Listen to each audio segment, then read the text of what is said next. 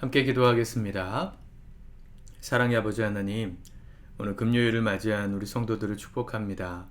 한 주를 정리하고 마무리해야 되는 오늘 하루, 주님 지혜를 주시고 오늘도 은혜를 주셔서 주님의 때에 모든 것이 성취됨을 오늘도 경험하게 도와주옵소서. 예수님의 이름으로 기도드립니다. 아멘. 찬송가 25장 찬양하시겠습니다.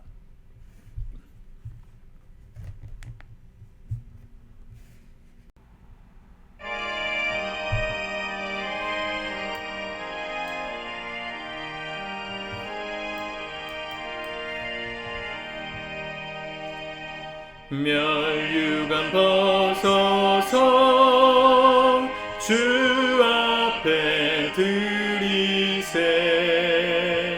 저 천사 기쁜 노래가 온 땅에 퍼지네.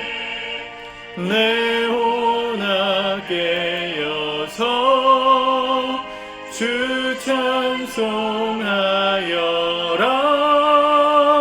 온 백성 죄를 속하신 만왕의 왕이세. 멸류관 벗어서 주 앞에 드리세. 그 손과 몸의 상처가 영광 중 빛나네. 하늘의 천사도 그 영광 보고서 고난의 신비 알고자 늘 음모하도다.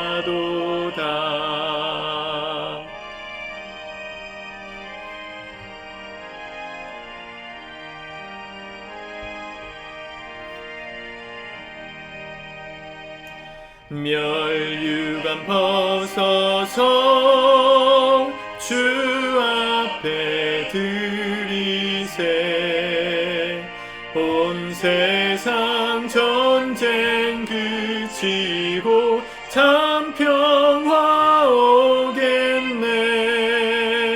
주 보좌 앞에서 온 백성 엎드려 그 한량없는 영광을 늘 찬송합니다.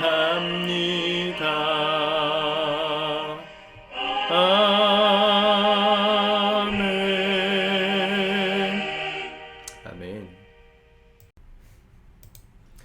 오늘은 에베소서 6장의 말씀을 같이 읽고 묵상하도록 하겠습니다. 1절부터 우리 통독합니다. 시작. 자녀들아, 주 안에서 너희 부모에게 순종하라. 이것이 옳으니라. 내 아버지와 어머니를 공경하라. 이것은 약속이 있는 첫 계명이니 이로써 내가 잘되고 땅에서 장수하리라. 또 아비들아, 너희 자녀를 노엽게 하지 말고 오직 주의 교훈과 훈계로 양육하라. 종들아, 두려워하고 떨며 성실한 마음으로 육체의 상전에게 순종하기를 그리스도께 하듯하라. 눈가림만 하여 사람을 기쁘게 하는 자처럼 하지 말고 그리스도의 종들처럼 마음으로 하나님의 뜻을 행하고 기쁜 마음으로 섬기기를 주께 하듯하고 사람들에게 하듯하지 말라. 이는 각 사람이 무슨 선을 행하든지 종이나 자유인이나 주께로부터 그대로 받을 줄을 알미라. 상전들아, 너희도 그들에게 이와 같이 하고 위협을 그치라. 이는 그들과 너희의 상전이 하늘에 계시고 그에게는 사람을 외모로 취하는 일이 없는 줄 너희가 알미라. 끝으로 너희가 주 안에서와 그 힘의 능력으로 강건하여지고 마귀의 간계를 능히 대적하기 위하여 하나님의 전신갑주를 입으라. 우리의 씨름은 혈과 육을 상대하는 것이 아니요 통치자들과 권세들과 이 어둠의 세상 주관자들과 하늘에 있는 악의 영들을 상대함이라. 그러므로 하나님의 전신갑주를 취하라. 이는 악한 날에 너희가 능히 대적하고 모든 일을 행한 후에 서기 위함이라. 그런즉 서서 진리로 너희 허리띠를 띠고 의의 호심경을 붙이고 평안의 복음이 준비한 것으로 신을 신고 모든 것 위에 믿음의 방패를 가지고 이로써 능히 악한 자의 모든 불화살을 소멸하고 구원의 투구와 성령의 검 곧 하나님의 말씀을 가지라. 모든 기도와 간구를 하되 항상 성령 안에서 기도하고 이를 위하여 깨어 구하기를 항상 힘쓰며 여러 성도를 위하여 구하라. 또 나를 위하여 구할 것은 내게 말씀을 주사 나로 입을 열어 복음의 비밀을 담대히 알리게 하옵소서 할 것이니 이 일을 위하여 내가 쇠사슬에 매인 사신이 된 것은 나로 이 일에 당연히 할 말을 담대히 하게 하려 하심이라. 나의 사정 곧 내가 무엇을 하는지 너희에게도 알리려 하노니 사랑을 받는 형제여 주 안에서 진실한 일꾼인 두기고가 모든 일을 너희에게 알리리라. 우리의 사정을 알리고 또 너희 마음을 위로하기 위하여 내가 특별히 그를 너희에게 보내었노라. 아버지 하나님과 주 예수 그리스도께로부터 평안과 믿음을 겸한 사랑이 형제들에게 있을지어다. 우리 주 예수 그리스도를 변함없이 사랑하는 모든 자에게 은혜가 있을지어다. 아멘. 오늘 에베소서 6장에서 사도 바울은 마지막 권면을 합니다. 특별히 각 관계 속에서 어떻게 살아가야 될지에 대해서 설명합니다. 먼저는 부모와 자녀, 가족 안에서의 관계이죠. 1절에 보니까 자녀들아 주 안에서 너희 부모에게 순종하라. 이것이 옳으니라 그랬습니다. 또 아비들, 이 부모도 자녀에게 어떻게 해야 될지를 말했습니다. 요즘 금쪽 상담소인가요? 오은영 박사가 나와서 문제아처럼 보이는 아이들을 상담해주고 또 이렇게 솔루션을 제시하는 그런 프로가 유행이고 인기잖아요. 가만히 보면요, 아이들의 문제인 것 같지만 대부분은 부모의 문제일 때가 많습니다. 그러니까 관계라는 거죠. 어느 한쪽에 문제가 생겨서 한쪽이 힘든 경우는 없어요. 부부 사이도 그렇고 자녀와 부모 사이도 그렇습니다. 함께 문제가 있기 때문에 서로가 어려움을 겪는 겁니다. 저는 이 말씀을 수도 없이 설교했지만 특별히 각각의 포지션의 역할 또 그들이 해야 되는 구체적인 순종의 지침을 주로 주목했다면 오늘 이 말씀에 좀 주목하고 싶어요. 1절에 이것이 옳으니라. 내 생각이 다르고 그 사람의 생각이 다르기 때문에 갈등하는 겁니다. 부모님의 생각이 다르고 자녀의 생각이 다르니까 갈등하는 거죠. 또 이어지는 말씀에선 종과 상전으로 말하지만 굳이 이 시대로 말하면 갑과 을의 관계라 그럴까요? 요즘은 다 평등한 사회니까 신분제도는 없지만 사실은 포지션의 위치 차이는 있잖아요. 과장님이 계시고 대리님이 계시고 사원님이 있고 다르잖아요. 현대판 이 노비제도라고 하죠. 이 계급제.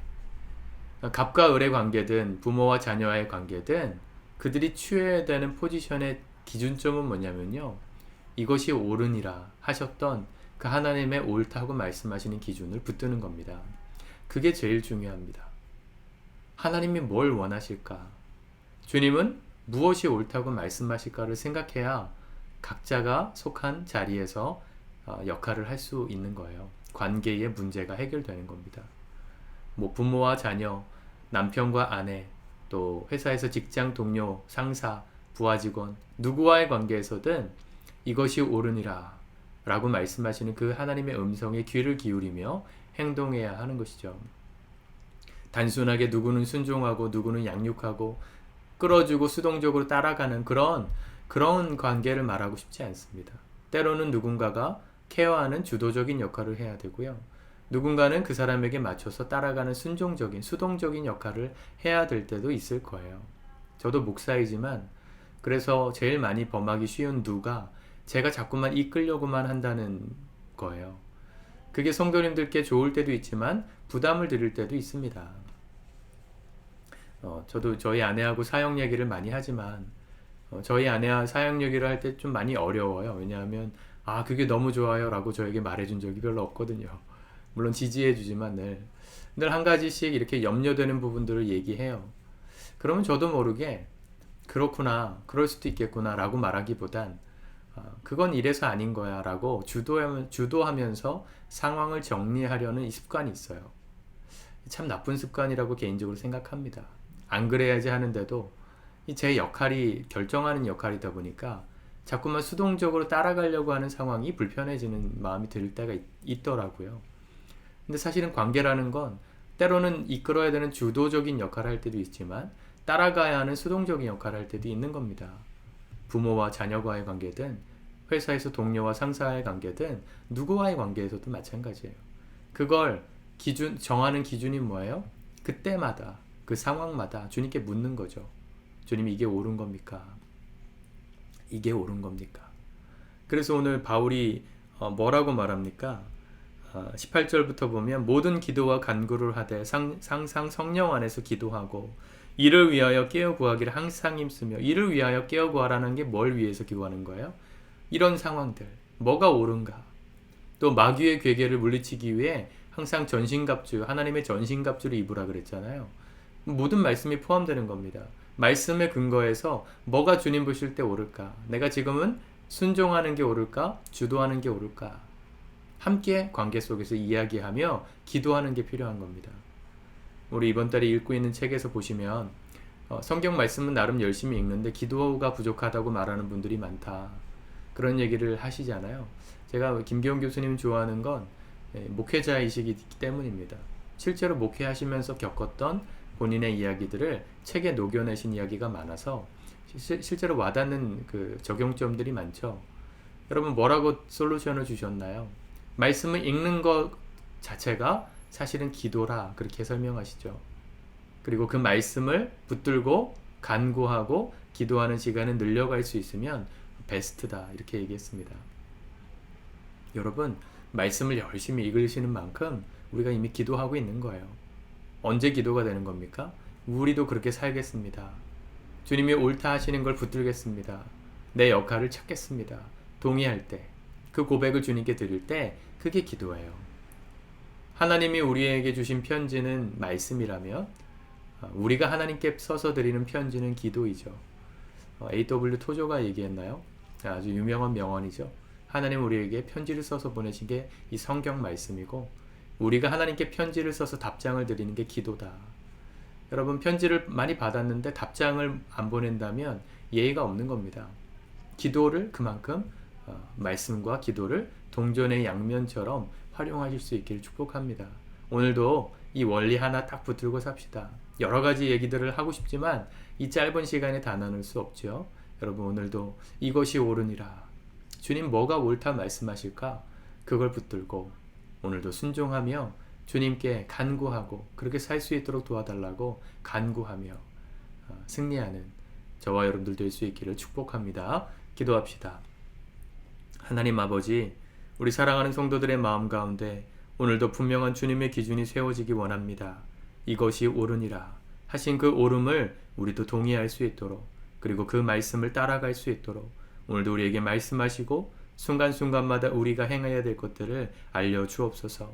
주님, 기도하며 깨어있을 때 주님 우리에게 주신 음성이 들려줄 줄 믿습니다. 주님, 그래서 우리의 모든 관계들 속에 화평을 이루고 사랑의 관계를 이루고 주님 기뻐하시는 삶으로 살아가는 우리 사랑하는 모든 성도들의 이 하루 또 주말 될 수 있도록 축복하여 주옵소서. 예수님의 이름으로 기도드립니다. 아멘.